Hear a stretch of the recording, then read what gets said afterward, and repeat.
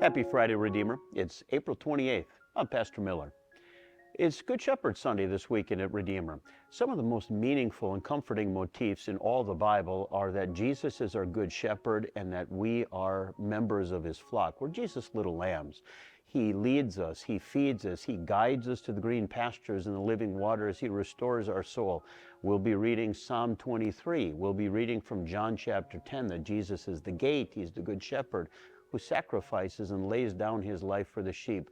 But our devotion is going to come from a unique section in 1 Peter in which the modeling and the example of the Good Shepherd, Jesus, is so influential in the way that we sheep live and act and behave in the same way that our Good Shepherd did, sacrificially with selfless love. More on that in a moment. In news, we're about to turn the calendar to the month of May, and boy, have we got a lot of things going on. First of all, this Sunday at Redeemer, there's an open forum in the regular Bible class hour.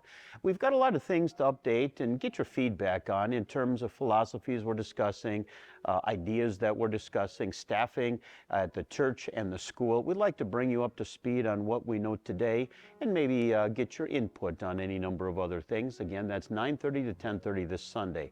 1 week from this Sunday is May 7th.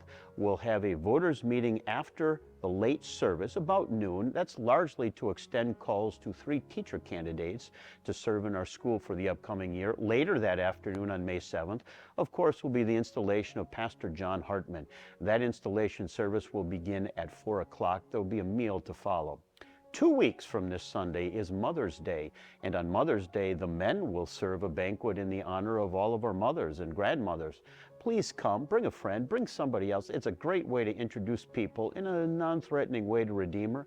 Come for the Mother's Day breakfast, stay for worship that weekend. I'll invite you to take a look and a read through the attached news and notes because we've got a lot of available things going on at Redeemer. Familiarize yourself with those things.